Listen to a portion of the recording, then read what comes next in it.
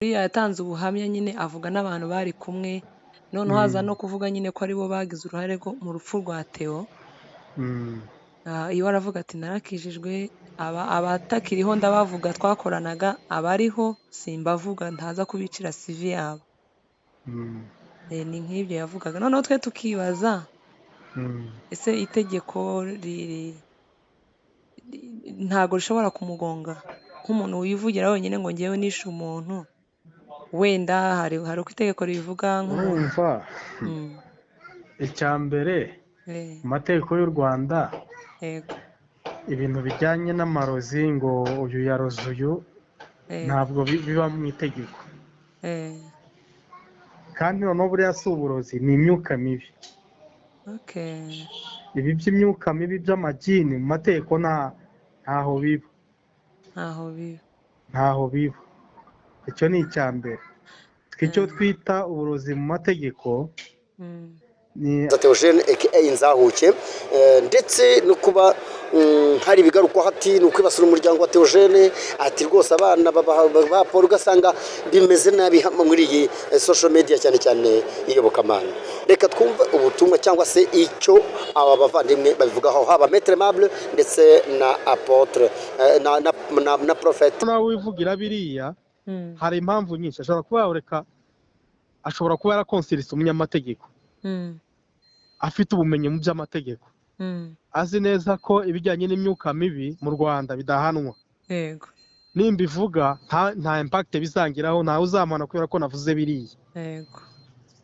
Uzavuga ni imyuka mibi narabikoraga bazajya kwa shitani bajye kwibaza ntawe uzayibaza. Urumva ariko agamije kugira ngo agire views bya YouTube. Uzasoma iyi nkuru azumva ashishikajwe no kuyisoma abikirangirire gutyo. Iyo akaba ariyo papase ariko nta byabayeho. Nanone uyu munsi tugiye muri biriya rubashije ngo se ntiyakurikiranwa byagorana kugira ngo bamukurikiraneho icyo kintu kidafite base legale kidafite imizi mu mategeko ahubwo bamushakira ikindi gikorwa bagira bamushinja bitewe n'amagambo ye bitewe n'imyitwarire ye bitewe na impact yindi ashobora kuvuga iriya nkuru abantu bagahamuka umuryango wa Theogene ugahamuka cyangwa se ukagirwaho ingaruka. Ibyo bikorwa bindi amaefe avuye muri ariya magambo niyo uyu muntu yazira niyo bamukurikiranaho kuko yavuze ibintu biri d'ordre public. Ubu n'ibiriya ntiyakagombye kubivugira muri mass. Ni ibintu bihungabanya ituze rya rubanda mu mategeko niko babyita. Biriya njye mbaye umushinjacyaha cyangwa se ribu sinamukurikiranaho kuba yaragize uruhare muri ruriya rupfu ahubwo namukurikiranaho kuvuga ibintu bigumura rubanda biteza impagarara umuryango nyarwanda. Ibigenda bivugwa ndetse bikavugirwa na ba nyir'ubwite. Umuntu uvuga ko Pastor Theogene yaragiye kuriganya amafaranga ubwo yagiraga impanuka ngo amafaranga miliyoni igera ku 100 hanyuma ngo akaza kwisubira ngo ni kimwe mu byo yazize. Uvuga ko uyu Theogene nyine yakwigendera aka Inzahuke ati rwose baramumutumye ndetse bamumutumye kwica ndetse no kwica Antoine Rutayisire kubirangira ananiwe Rutayisire. Uyu muntu uvuga aya makuru ameze gutya nkawe Prophet wamuvuga wiki ko ukunda kugaragara uri umunyamakuru utanga ibiganiro bitandukanye wowe uyu muntu umuvuga wiki? Icyambere ntabwo ari byo ni igihuha cyambaye ubusa. Icya kabiri ni amaco y'inda cyangwa no gushaka hita ariko no gushakira hita ahantu hadakenewe kuko n'umuje nk'icyari cya kikibanya nacyo kirakurikirana kandi no muri leta ariko icyo navuga ni kimwe ni ukuriya muntu bitakunze kuko iyo biza kuba byarakunze mu madarubindi yanjye uko mbibona nawe aba yarakomeye niba barakoranaga yari kuba afite sevo ngiye akareka kuza kwishakira kuri YouTube rero impamvu bitabaye ni uko nta bihugu yashatse kuzamuka azamukira ku izina rya Theogene Nzahuke ariko mu minsi mike yaraza kubivuguruza muzabibona azabivuguruza rwose yandikira kuri YouTube yayindi nyine abantu bitaho ni amapuranke ntabwo ari byo ni ugusebya kuko umuntu bamuvugaho mbese yapfuye bajya bavuga umuntu ariho agisobanura agiye yego umuntu amaze gupfa aribwo abantu babona kuvuga amagambo abantu bakayibavuga umuntu agihari be kujya bavuga apfuye kuko uwo nguwo nyakwigendera wapfuye ntabwo aba ahari nabwo kugira nk'urwa Prophet Tudu Joshua donc amaze gupfa nibwo batangaje kwafata abana ku ngufu kwagira gute ibintu byose kugira ngo birakorwa ariko ariho ntabwo byigeze bigaragara bisobanura ngo aba bantu ni abakozi ba Satani bashaka kwangisha abandi bantu Imana ni ukubitondera cyane barana abajenti ba Satani bashaka gushigikisha umurimo w'Imana ndetse n'abakozi b'Imana avuga ko bakoranaga na Theogene ngo bajyana mu kuzimu ndetse babanaga kuki iyo mvugo yayikoresheje ngo barakoranaga muri ibyo byose byo kujya mu kuzimu warabyumviseho nawe ego narabyumvise ni ukugira ngo yikururire abantu bari abafana cyangwa abakunzi ba Theogene bumve ko bakunze umuntu udakunditse wakoranaga n'abadayimoni ariko njye siko mbibona yagiraga ngo namara kubabwira nk'ayo makuru abonemo ya maco y'inda cyangwa se n'ayo maturo bajya bashakira ku mayutubi simbizi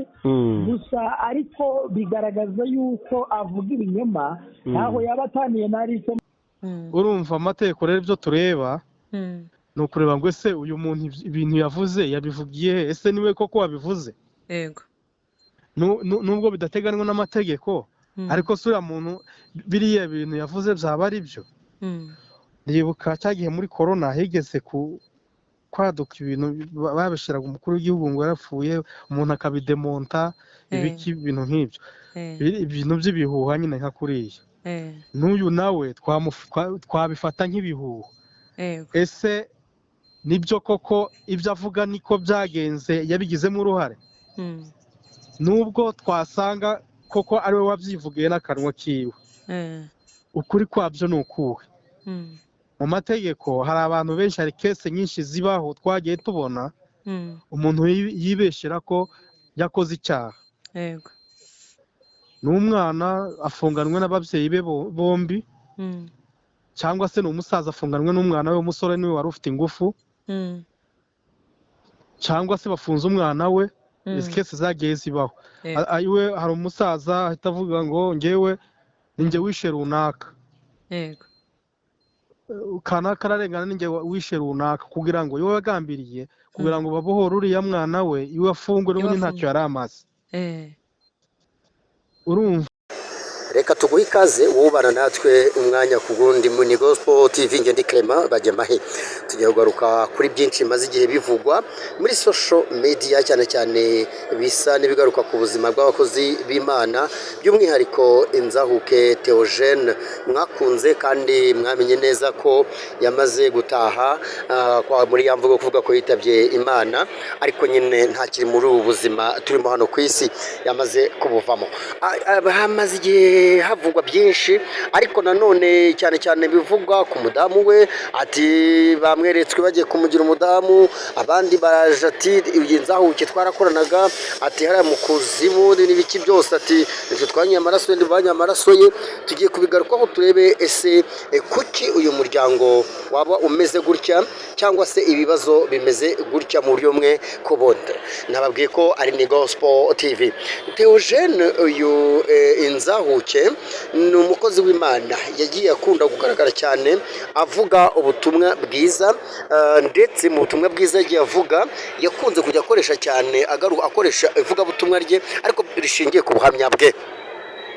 ubuhamya cyane yakunze kwibandaho ni ubwa mbere atarakizwa uko yagendaga uko yitwaraga ariko no muri buryo byose akagaruka cyane ukuntu yabaye mayibobo ukuntu yari yarazahaye ari Nzahuke ari Nzahare ariko Pastor Theogene mu by'ukuri niyo nshuti Pastor Theogene niyo nshuti ari nayo akunze kwitwa Nzahuke yarazwi cyane mu biganiro byo muri YouTube. Yaje kwitaba Imana tariki ya 24 z'ukwezi kwa gatandatu 2023 azize impanuka y'imodoka yabereye mu gihugu cya Uganda mu mujyi wa Kabare mu burengerazuba bwa Uganda. Yakomeje rero kugenda agaruka mu itangazamakuru. Uyu ni Pastor Eugene tugenda tugarukaho ku munsi ku wundi, kandi nanone amaze kwitaba Imana yagarutse cyane mu itangazamakuru kuva umunsi yitabye Imana kugeza uyu munsi. Uyu munsi hadutse umupasiteri witwa Pastor Emi uvuga ko ari mu bishe Pastor Theogene, ariko ngo bamwishe bakoresheje imbaraga z'imyuka mibi. Ibi byose rero agenda agarukaho, ahamya ko bakoranaga na Pastor Theogene mu bintu bijyanye no gukorera Satani, mbese ngo bakoresheje imbaraga z'umwijima. Izi mbaraga rero z'umwijima bakoresheje, avuga ko Pastor Theogene ajya mu Bugande byari kuri misiyo yabo, mbese ngo bamuteye kugenda ngo binyuze mu mbaraga z'umwijima. Avuga ko yari umunsi yari muri misiyo nawe ari dayimoni, mbese ngo byose bari babipanze mu isi y'umwijima, niho babipangiye mu isi y'umwijima. Ubu ndagenda mbibutsa byinshi mugabo yagiye avugaho, kuko turaza kwifashisha bamwe mu bakozi b'Imana, abaprofeti tubigerageze kuvugisha, ndetse n'umunyamategeko turaza kuvugisha, ariko ndagira ngo mbanze mbibutse ibyagiye bivugwa n'uyu Pastor Emi uvuga ko nawe yakoranye na Pastor Theogene mu mbaraga z'umwijima. Avuga ko rero yari muri misiyo nawe ari dayimoni, mbere ngo byose bari babipanze muri isi y'umwijima. Ngo bari abadayimoni bamwe, hari abadayimoni bamwe bari imbere, abandi bari inyuma, kandi ngo bagombaga gutwara amaraso ya Pastor Theogene. Ahamya ko nawe yanyweye ku maraso ya Pastor Theogene. Ngo yari muri misiyo y'abantu batatu mu bishe Pastor Theogene. Ibi bintu nk'ibi bimaze gusa n'ibirambiranye, kandi bigenda bifata indi ntera. Urabona ko abantu kogenda babivuga indi ntera, aho umuntu apfa ugasanga abantu baramugarukaho, baramuvugaho ibintu bitandukanye, harimo n'ibiteye ubwoba cyangwa se bisa no kwandagaza uba yapfuye. Ikindi yatangajwe na Pastor, cyatangajwe na Pastor Emi, mu by'ukuri cyateye abantu ubwoba n'agahinda, kubona umuntu yiyemerera ko ari we wishe Pastor Theogene. Nubwo abyita ko bakoresheje imyuka mibi, ariko birumvikana ko kwica ari ukwica na cyane biba akarusho iyo umuntu abyiyemereye ubwe. Ubwo rero urumva ko nk'uko turugenda tugaruka kuri iyi nkuru, nagiraga ngo mbibutse cyane ibyagiye biba ndetse n'ibyo umupasiteri yatangaje hano muri Gospel TV. Uyu hadutse rero uyu Pastor Emi uvuga ko nyine ari mu bishe Theogene, ariko ngo uko bamwikije bakoresheje izi mbaraga n'imyuka mibi, izi mbaraga z'imyuka mibi, kubera kwenda abantu batayi bamenya ngo ese bimera bite, byakurikiranwa nande, ese ninde wayibazwa. Ni ikibazo gikomeye rero, nk'uko bimaze kugenda bitera urujijo mu bantu. Reka tubabarize umunyamategeko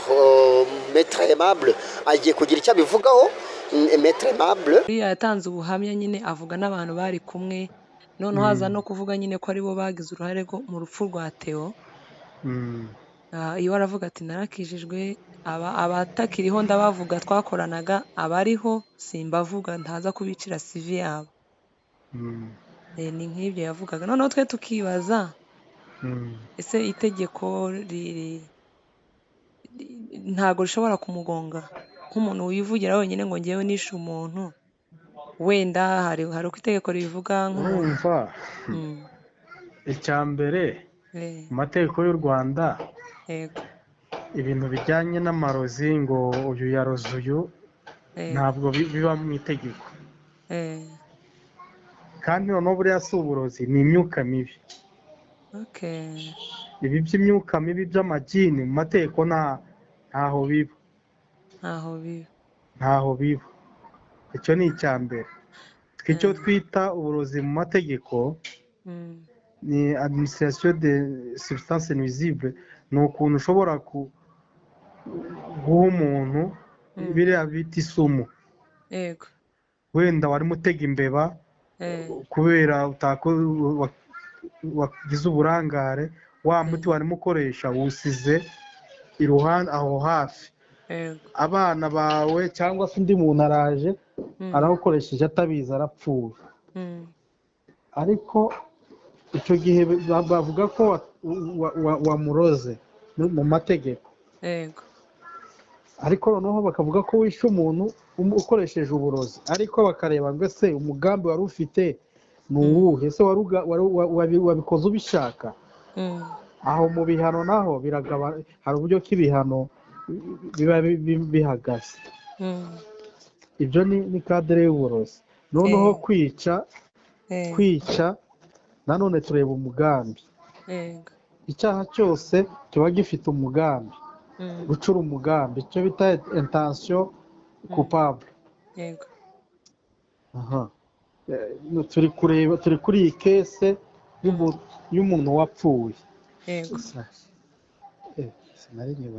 turi kuri kese y'umuntu wapfuye. umuntu byo yarapfuye. ikigomba kumenyekana, ese yishwe n'iki, yishwe nande, ni bande babigizemo uruhare. tuzi ko yishwe na accident. amakuru yahawe abantu bose n'ibyagaragaye ni accident. n'aho umuntu yapfiriye harazwi.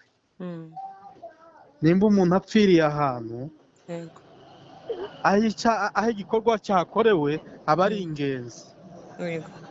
yaguye ku butaka bw'Ubugande bakavuga ko yishwe na accident.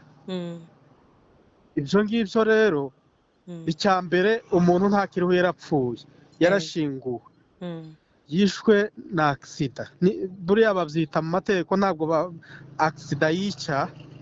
ahubwo bavuga ko yazize ibisebe.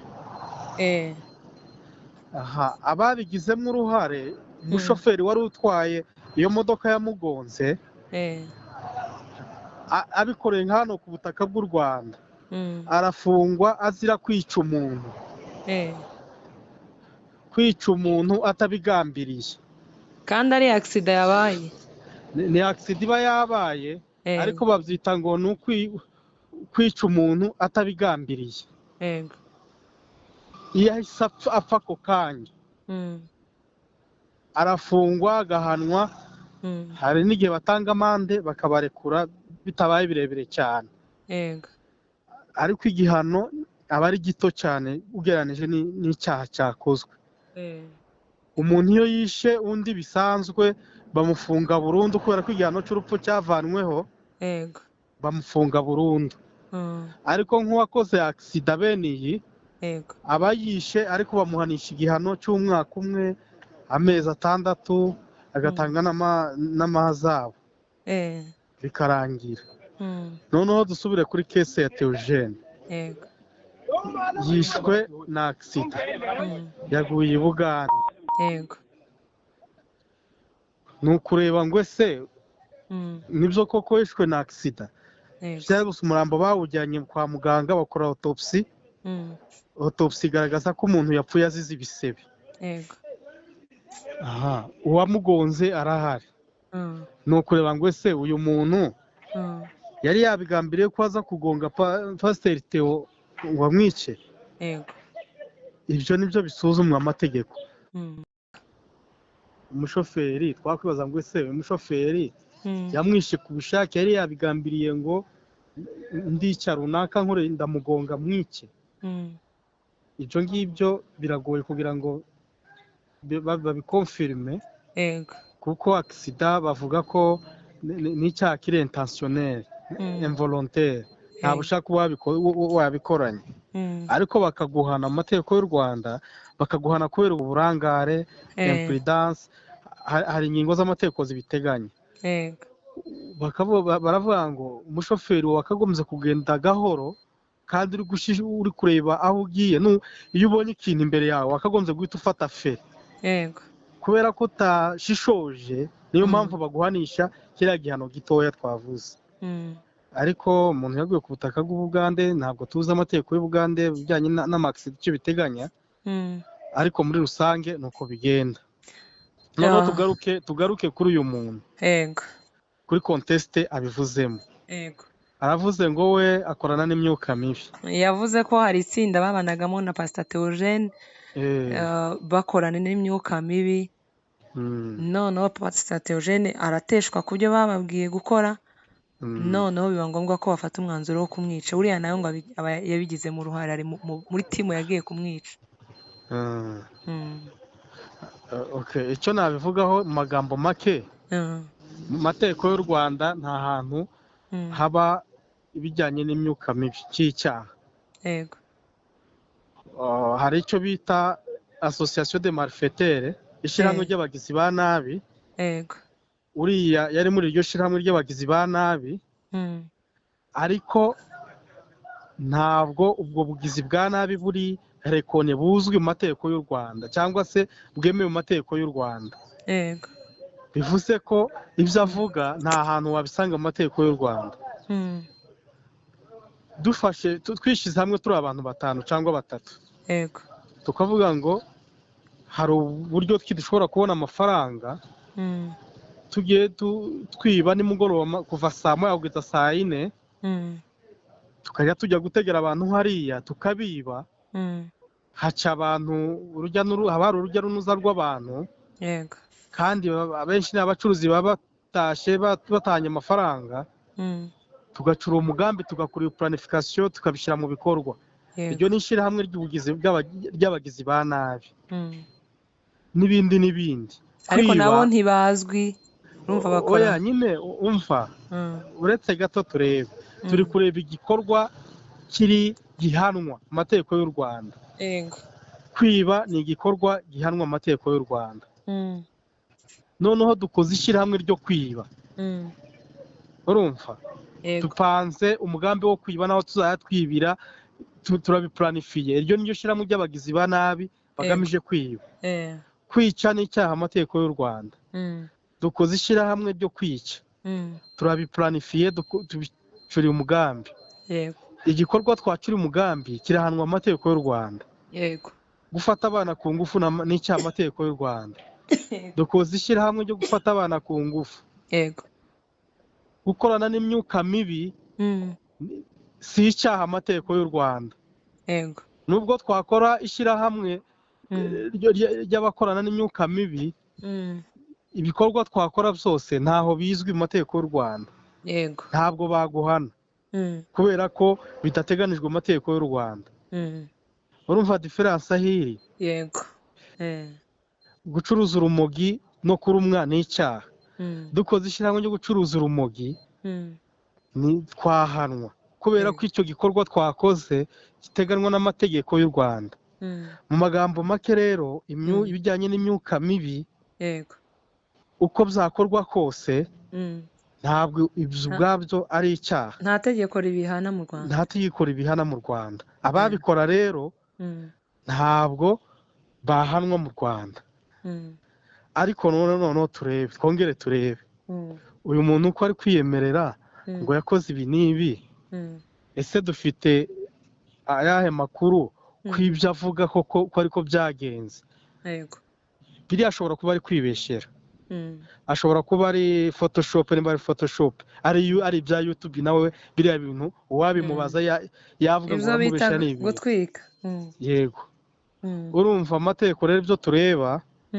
ni ukureba ngo ese uyu muntu ibintu yavuze yabivugiye ese niwe koko wabivuze nubwo bidateganywa n'amategeko ariko sura muntu biriya bintu yavuze byaba ari byo ndibuka cyagiye muri corona higeze kwaduka ibintu babishiraga umukuru w'igihugu ngo yarapfuye umuntu akabidemonta ibiki ibintu nk'ibyo ibintu by'ibihuha nyine nka kuriya n'uyu nawe twabifata nk'ibihuha ese nibyo koko ibyo avuga niko byagenze yabigizemo uruhare nubwo twasanga koko ari we wabyivugiye n'akanwa kiwe ukuri kwabyo ni ukuwe mu mategeko hari abantu benshi hari kese nyinshi zibaho twagiye tubona umuntu yibeshera ko yakoze icyaha n'umwana afunganwe n'ababyeyi be bombi cyangwa se ni umusaza afunganwe n'umwana we w'umusore niwe wari ufite ingufu cyangwa se bafunze umwana we izi kese zagiye zibaho iwe hari umusaza ahita avuga ngo ngewe ninjye wishe runaka kanaka ararengana ninjye wishe runaka kugira ngo iwe wagambiriye kugira ngo babohore uriya mwana we iwe afungwe n'ubundi ntacyo yari amaze urumva icyo gihe barekura uriya wakoze icyaha bagafunga utarakoze icyaha kuko n'ubundi nta kintu yari amaze ariko metre hari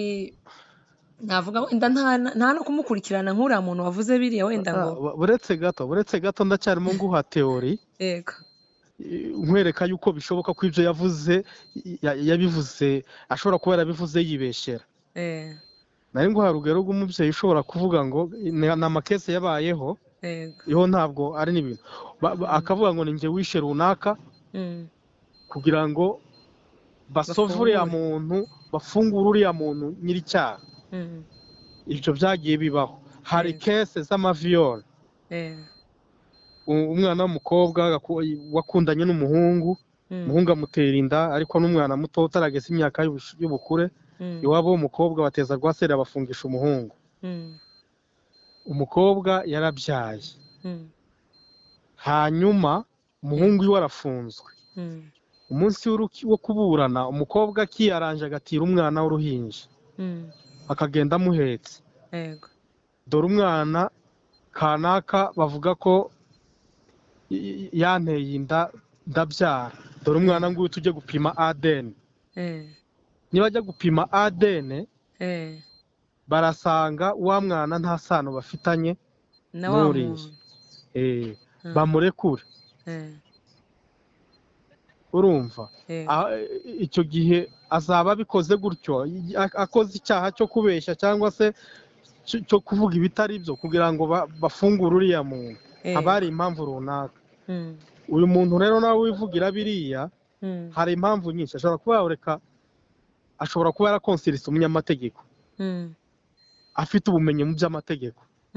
azi neza ko ibijyanye n'imyuka mibi mu Rwanda bidahanwa nimba ivuga nta impact bizangiraho ntawe uzamana kubera ko navuze biriya zavuga ni imyuka mibi narabikoraga bazajya kwa shitani bajye kwibaza ntawe uzayibaza urumva ariko agamije kugira ngo agire views bya YouTube uzasoma iyi nkuru azumva ashishikajwe no kuyisoma abikirangirire gutyo iyo akaba ariyo purpose ariko nta byabayeho nanone uyu munsi tugiye muri biriya rubashije ngo se ntiyakurikiranwa byagorana kugira ngo bamukurikiraneho icyo kintu kidafite base legale kidafite imizi mu mategeko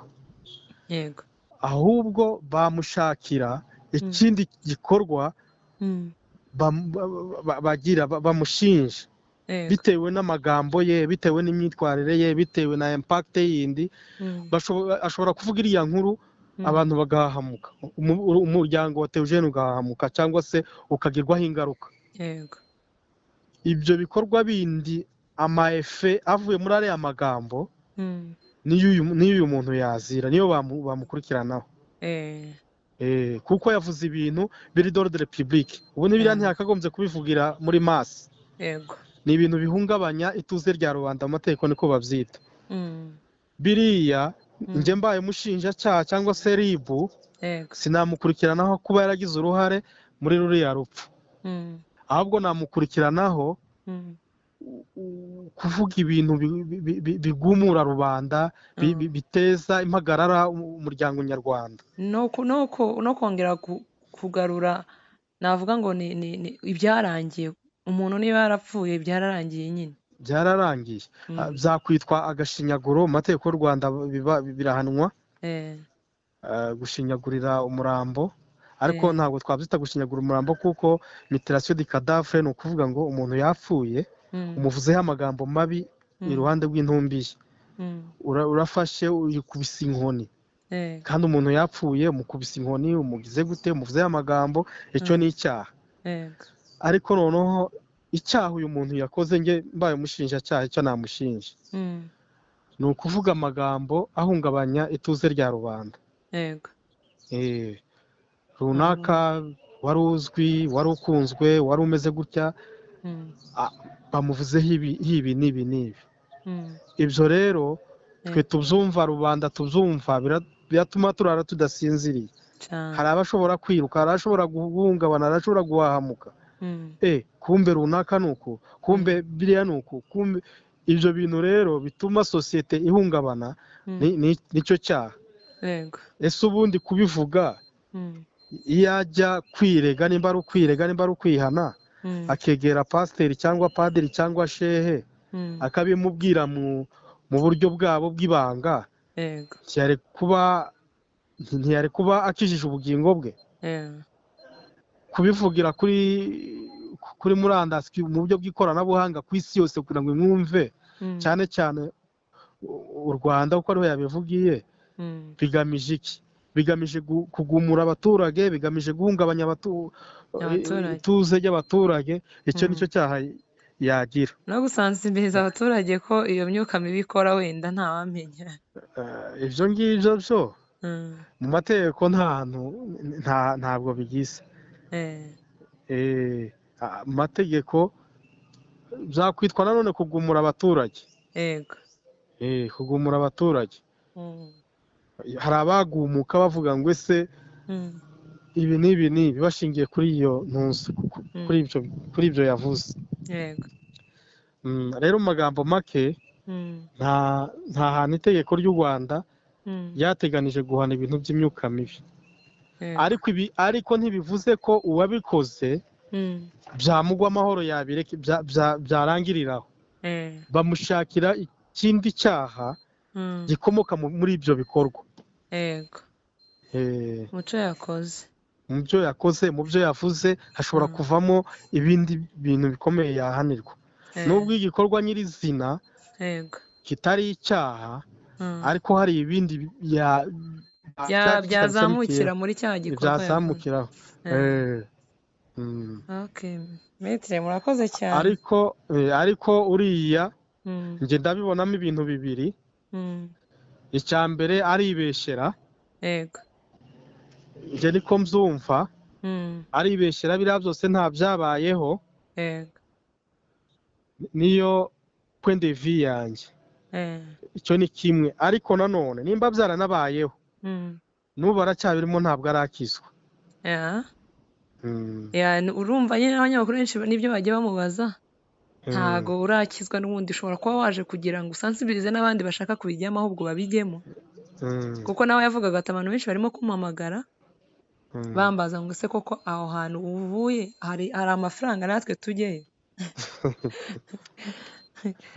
urumva rero ni nk'ibyo ntabyo yakoze ni ariko nanone turaza kuganira na bamwe mu bashumba cyangwa se umwe mu maprofete turi buze kubona tubwire ko nawe abyumva tugiye kubaha ikomeje kubana namwe rero murumva ko ntabwo byoroshye zo gukora komantere yawe nyuma y'ikiganiro reka twumve uko bombi tumaze kubabwira babifata nuko babibona dukurikije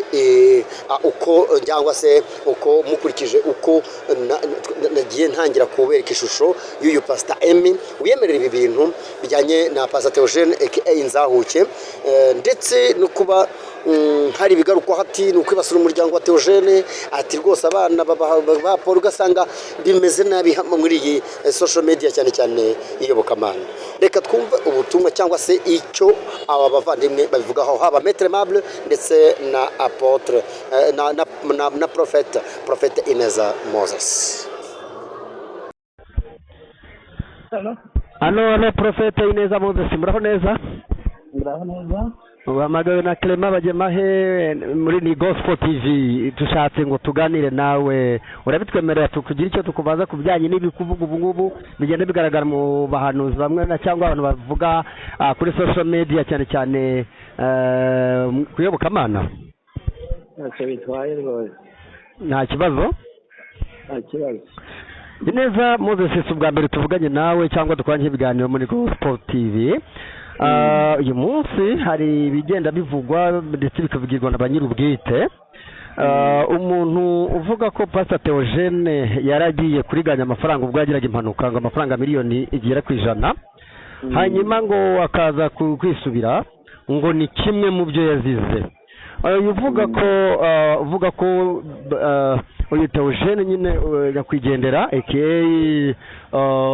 inzahuke, ati rwose baramumutumye ndetse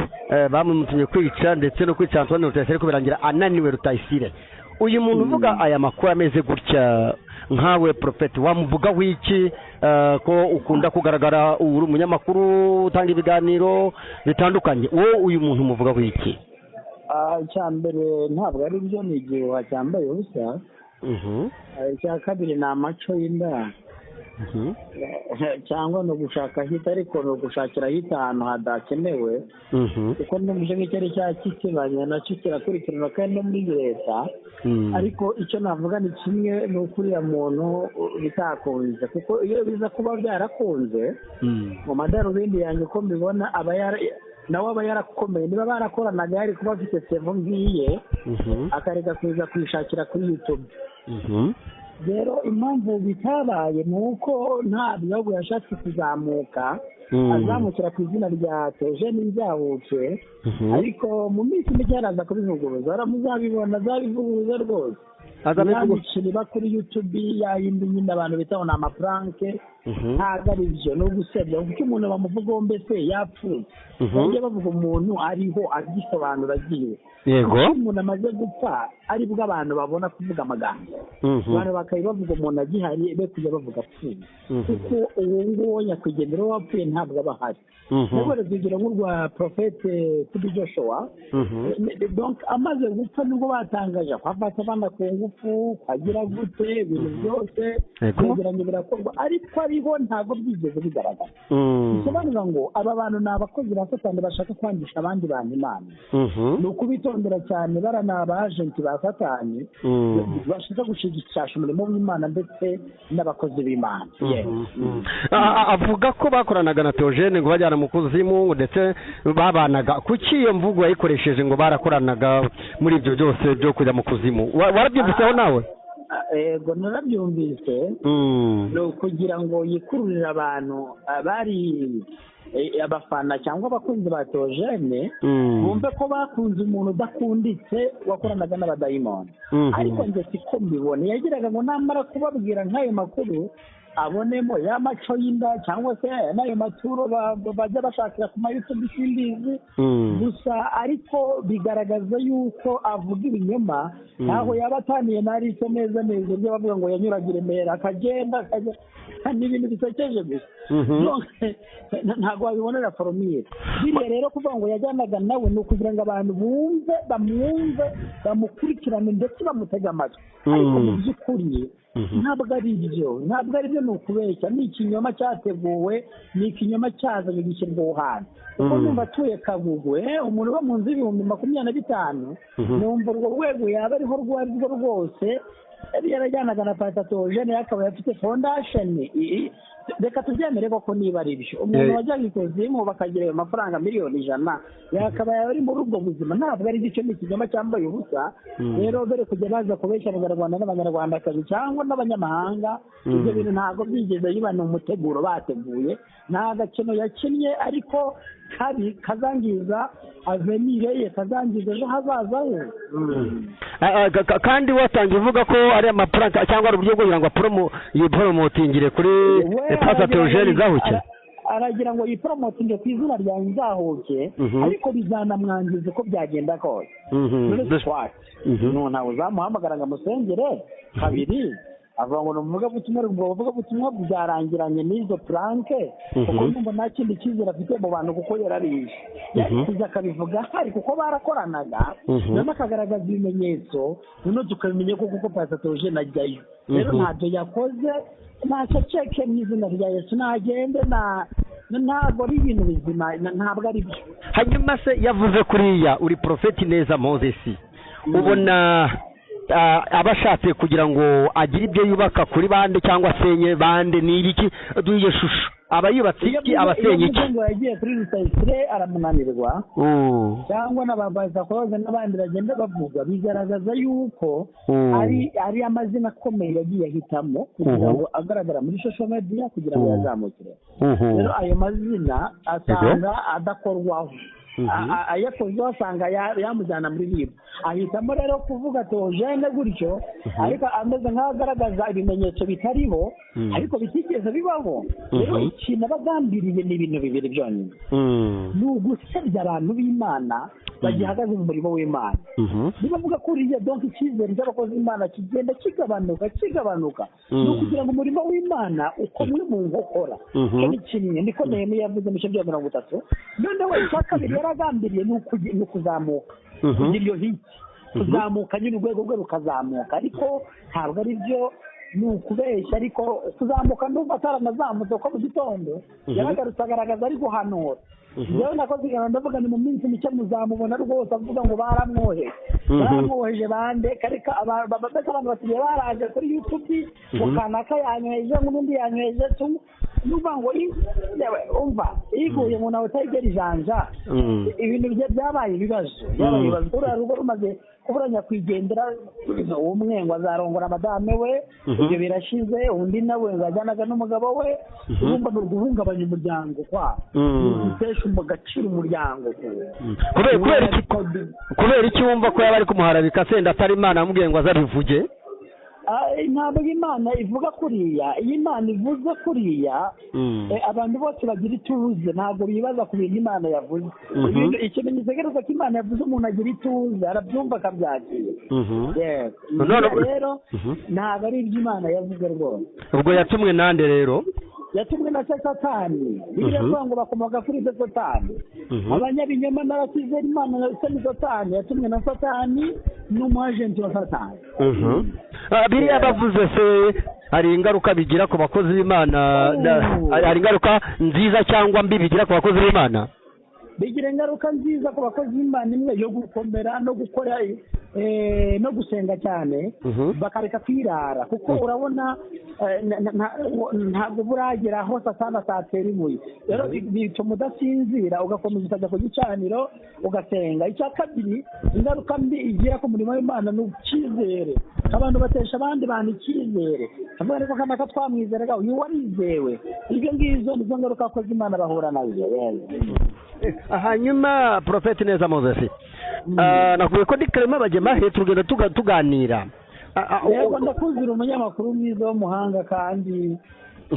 uzi yakora kuko watumye n'Imana nayo muri uyu mwuga urakoze cyane hanyuma hanze aha biriya umugabo yatangaje iyo ugenda hirya no hino wumva byarakiriwe gute ntabwo byakiriwe neza ko Pastor Theogene yarakunzwe yakunda kugaragaza ubutumwa bwiza ariko abunyujije kuri komedi nka komediya yari umukomediyani yari kufite target y'ubutumwa bwiza bw'Imana rero urumva abantu bayarihereje abantu kandi bamukunda kandi ari byo urumva yabateye igikomere abantu urumva ahise bagira katwese gushidikanya kandi nawe ari nk'ababyakubaho ni ukuvuga ngo rero ntabwo babyakiriye neza byahungabanyije imitima y'abakunzi biwe n'uriya muryango. uyu muryango wa Pastor Theogene aka na Inzahuke mbere y'uko yenda tugaruka ku muryango we mu by'ukuri ari nkawe ubutumwa ari nkawe ubona yarakabaye abyitwara mate niba arafite ubwo butumwa yagomba kubikora gute? Yagombaga ubutumwa kubutanga neza akabanza akegera madamu Theogene akabanza akamubwira nifite ubutumwa rwose niba buva ku Mana koko akabumuganiriza akavuga ni rero njye ndi kwihana nabikoranaga n'umugabo wawe ibi bintu ngiye kubitangaza niba nta kintu donc bakabiganira bamara kubiganira uburyo ari tuzajya kubitangaza umuryango ntugire ibikomere ndetse niba uhagarara umuryango wa nyakwigendera Theogene Inzahuke ari cita ari matabara ati mu dutabare twatse umuryango bawuvuje amahwemo bivuga ngo nyine urumva ni ikibazo mbese ni ikibazo muri famille. Hanyuma kuba Inzahuke Theogene amaze gutaba Imana abantu benshi barababaye bumva hacitse igikuba ariko kuba yagiye agarukwaho n'umuryango we ugasa n'uvuzwe nko kuriya wari wavuze ngo bavuze bagiye kurongora madamu we madamu Asiya abandi ati twajyanaga mu kuzimu ati nitwe twanyoye amaraso ye biriya bintu kubyo ubibona gute iyo bisohoka ukurikije uko umuryango umeze umuryango we ubufashwe uti imbere mu biganza by'aba bantu? Nuvuga ngo ni nk'umuryango uba ugaramiwe mu kinyarwanda ngira ngo cyangwa kwibasirwa kwibasirwa urakoze cyane nyakubahwa. Rega kera wari umwigisha mwiza umwarimu mwiza cyane noneho donc urumva nkawe ufite famiye igahora ivugwaho tashingi muri social media ntamushaka kuyisinzira ntabwo uriya mudamu asinzira cyangwa abana niba nasinzira abana iyo bagiye ku ishuri bigenda bite abandi bana barabaserereza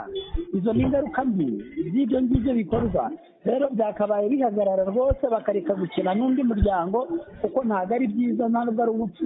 ubupfura ni uko Imana ivuganye n'umuntu iguhereza ubutumwa ikaguhereza ikakubwira n'uko bivuga niba ari ubutumwa bw'umuntu ubujyanira umuntu ku giti cye niba yarapfuye bishyira umuryango we ntabwo ubuzana kuri publicly iyo ushaka kwihana kandi ujya mu rusengero bakagusengera kuko ndakeka kuri YouTube nta muntu wamusengeye ntawe icyo ni ikintu gifatiye umusega yuko yabayeje. Hanyuma nk'uyu waje avuga ko nyine yakoranye na Theogene amuvugaho buriya byose ko bakoranaga mu bajyana mu kuzimu ati baramutumye ari mu banyoye amaraso ye wamubwira iki kijyanye n'uburenganzira bw'umuryango wa Theogene? icya mbere agomba kumva yuko ari kubangamira umuryango uriho noneho akaba yaratandukaniye n'ijambo ry'Imana yaritandukiriye si kuri abantu bihana umuntu aratura akagira umusabira umugisha akamusengera akamwatuza akatura kuri YouTube rero nta wamwatuje rero agomba kugaruka akava mu ziriya nzira agahinduka agakizwa akatura akavuga yuko yabeshye ku mugaragaro kandi akabitangariza isi yose kuko niho yabivugiye icyo nicyo kintu cyatuma umuryango ubaho neza kandi ugatoya atoya n'ubuye butumwa uri butange uraha umuryango wa Theogene ndetse n'abantu benshi bakurikiye iyi kintu cyavuzwe? Nabwira abakunzi b'umuryango wa Theogene ndetse n'amadamu yo bibereko n'abana bagire kwihangana bashikame bakomere Imana irahari ibyo bavuga ntabwo ari byo iza mbere yarahise n'ibya kabiri bizahita nta mvura igwa ntihite nta mvura idahita kandi burya ni none ejo bikagenda neza rero bakomere biyubake bakomeze umutima kandi bakomeze kwihangana Imana iri kumwe nabo kandi Imana irahari izabatabara. Naho abakunzi ba Theogene nabo ni uko nguko nabifuriza gukomera umutima nta cyabaye ahubwo bakomeze basengere umuryango we no kuwufasha kuko bawufasha Yesu abahereza umugisha. Urakoze cyane turagushimiye Prophete Ineza Moses. Urakoze nawe Professor Bagemahe bajye ku Ishiru TV bakore subscribe ndetse bakurikira. Mumaze kubyumva mwese reka tubabwire ko rero ntabwo byoroshye social media z'iki gihe social media zo guhanga imirimo mu buryo nk'ubu ngubu zimaze guteza ibibazo bitandukanye cyangwa polemiki ibibazo bitandukanye muri sosiyete ya gikristo yo isa nayo ubwayo nibangamiwe cyane n'ibigenda bisohoka kubera uku kuri guke cyangwa se bamwe bamaze kugenda bishyira hanze muri ubu buryo ndetse n'ibisa no gutera ubwoba n'akajagari n'akavuyo bimaze kugaragara muri social media cyane cyane izigaruka ku ivugabutumwa cyangwa se kuyobokamana. Mwabyumvise rero ko twagiye tuganira n'uburyo maître yabivuzeho, maître Aimable, n'uburyo apotre non prophète ya prophète cyangwa se ya prophète Ineza Moses yabivuze. Mu by'ukuri biratangaje. Ushobora kuduha igitekerezo nawe ucyumva ubu butumwa cyangwa se iki kiganiro, wowe byumva ute? Tubwize ukuri, wandike commentaire kuko biratangaje ndetse biranababaje aho umuntu yemerera ko yishisha umuntu akanywa n'amaraso ye, ati mu isi y'umwijima, ati imbaraga z'umwijima, ati rwose kuri misiyo, ibaze misiyo zisigaye zitegurwa n'aba bantu ngo n'abakozi b'Imana, cyangwa se bikavugwa ko byateguwe ari byitiriwe Imana, kandi ibivuzwe ntabwo kubona Theogene ngo agire icyo abivugaho biragoye, yamaze gutaha yaragiye, biragoye. Ahubwo mwebwe mwakira aya makuru agenda acikana hirya no hino, mubyakira mute? Mwagira icyo mutubwira rwose, mukagira icyo mubivugaho, mwakwandika, mwatanga ibitekerezo. Ese mwe mubibona mute? Mwabyakiriye mute? Mubibona mute? Mwatanga izihe nama kuri aba bantu bose bagaragara kuri social media ya none? Murakoze cyane. Nge ndikareba bagenda ndabashimiye rero. Iyi ni Gospel TV, tubabwire ko nakagaruka ko tugiye tubageza ibiganiro mu buryo bwo kubundi bitandukanye. Ntabwo tuzabura kugenda tubagezaho uko tubibona nuko tugomba kubibagezaho, kandi namwe twemerera uburenganzira bwo gutanga ibitekerezo ndetse no kuvuga uko byumva, uri bushingiye ku kiganiro nyine tuba tukugejejeho. Tubashimire ko mukunda kubana natwe. Subscribe yawe ujye ukora, turayikunda, turanayigushimiye. Like na share, uburyo sharing ikiganiro ukakigeza ku bandi nabyo turabigushimira, ndetse noneho kwandika ubutumwa, akandika ko ugakomanta, udukebura cyangwa ugira ibyo ubaza cyangwa utanga ibitekerezo byawe, nabyo tubishyira imbere cyane. Ushimire rero, komeza ukurikire ni Gospel TV n'ibindi biganiro byacu bitandukanye nk'uko mugenda mubikurikira, kandi natwe tubona ko koko mubikurikira. Ngushimire cyane, nakagaruka tubaha ikaze kandi mujye mukomeza muryoherwe n'ibiganiro byacu, dutegereje ibitekerezo byanyu byinshi. Ibihe byiza cyane.